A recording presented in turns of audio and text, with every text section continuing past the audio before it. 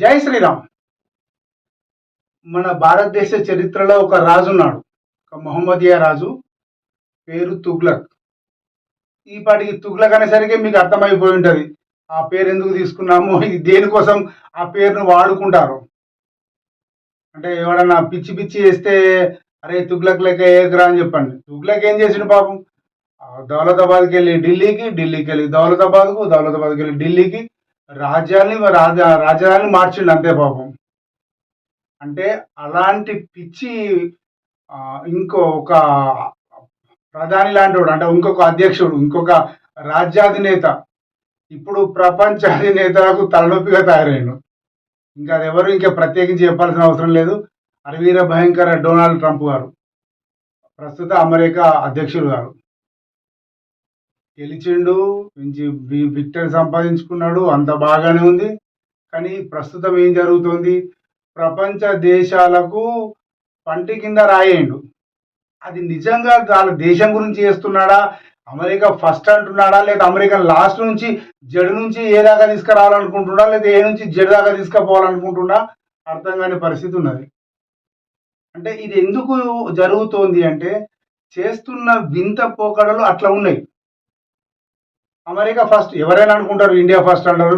ఆఖరికి వస్తే పాకిస్తాన్ కూడా పాకిస్తాన్ ఫస్ట్ అంటాడు. బర్మా పోతే రోహింగ్యా బర్మా కూడా బర్మా ఫస్ట్ అంటది. కామన్గా ఆ నేషనలిజం అనేది ప్రతి ఒక్క భారతీయునికి ఉండాల్సిందే, ప్రతి ఒక్క దేశాధినేతకు ఉండాల్సిందే, అది ఒప్పుకుందాం.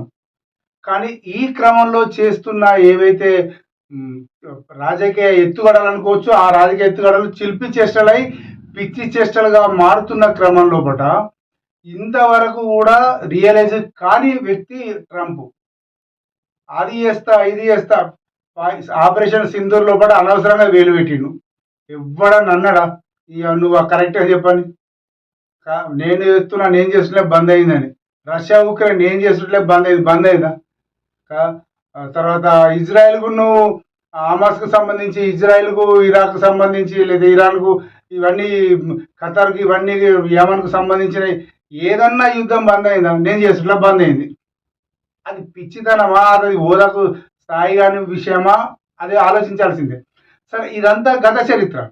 వాళ్ళ అమెరికాకు సంబంధించిన విషయాన్ని కనుక పాజిటివ్గా ఆలోచిస్తే ఈ మహాత్ముడు ఏం చేస్తాడు?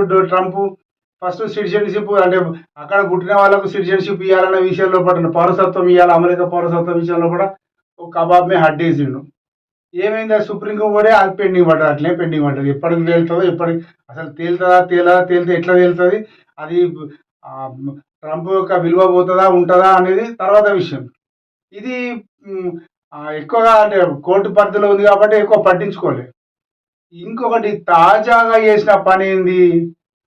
ఒక 88 లక్షల రూపాయలు, సుమారు 83 నుంచి 88 లక్షల రూపాయలు ప్రతి సంవత్సరానికి కడితే నీకు H1B వీసా ఇస్తా అమెరికాలో, అక్కడికి వచ్చి పనిచేసే వాళ్ళకని చెప్పని ఒక సంతకం పెట్టిండు. పెద్ద మనిషి సంతకం పెట్టిండు కరెక్టే, కానీ అక్కడ ₹1,00,00,000 చెల్లించేంత సత్తా ఉన్న వర్కర్స్ ఎంతమంది ఉంటారు? అంటే ఎంప్లాయీస్ ఎవరు ఉంటారు? అంటే మామూలుగా ఇవాళ మనం పేపర్లో కూడా ఛానల్లో చూస్తే కూడా అదే తెలుస్తున్నది. 71% అక్కడ ఐటీలో ఉన్న వాళ్ళు, ఈ ప్రొఫెషన్లో ఉన్న వాళ్ళు ఇండియన్స్ ఉన్నారు. ఖచ్చితంగా ఇది ఇండియా మేధాశక్తికి ఇది ఇబ్బంది. అంటే వాళ్ళు ఇక్కడ నుంచి పోయి అక్కడ ఉండి వాళ్ళంతా మ్యాన్ పవర్ని అక్కడ పెట్టి, వాళ్ళ తెలివిని పెట్టి అదంతా ఎఫర్ట్స్ చేస్తున్న క్రమంలో కూడా వాళ్ళకు వస్తున్న జీతానికి ఇంకా ఇది తక్కువే, ఇప్పుడు ఇస్తున్నది కూడా తక్కువే. అయినా కూడా చలో పోతుర్రంటే పోయిండ్రు, అక్కడ ఉన్నారు, వస్తున్నారు. ₹1,00,00,000 సంవత్సరానికి అక్కడ అమెరికా గవర్నమెంట్ కట్టిన తర్వాత వీళ్ళకు మిగిలేదేందట? అప్పుడు సహజంగా ఏం జరుగుతుంది ఇక్కడ? అసలు ట్రంప్ చేస్తున్న తుగ్లక్ పనులు అనేటివి ఇట్లే. ఇప్పుడు ఫర్ ఎగ్జాంపుల్ మైక్రోసాఫ్ట్లో కూడా ఒక 100 మంది ఇండియన్స్ పనిచేస్తున్నారు, కీలక పోస్టులో ఉన్నారనుకుందాం.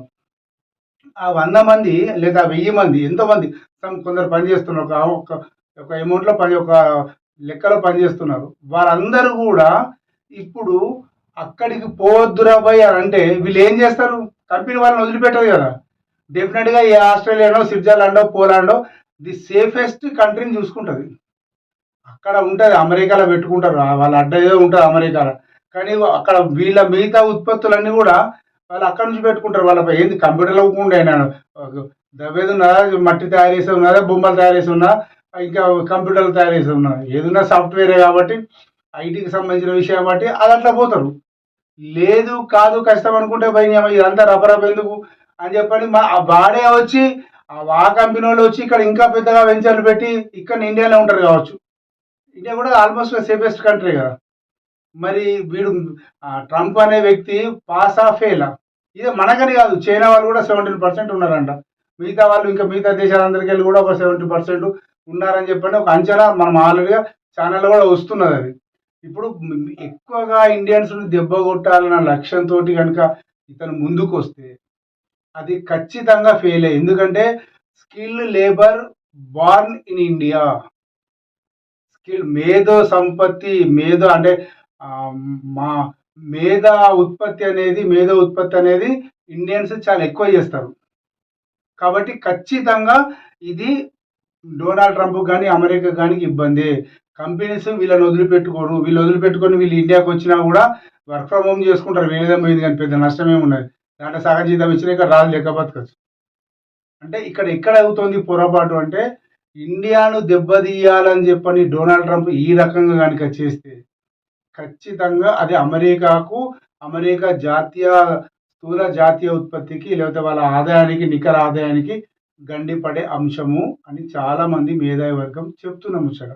డొనాల్డ్ ట్రంప్ ఇప్పటికైనా కూడా ఇట్లాంటి విషయాలన్నింటినీ కూడా మానుకోవాలి.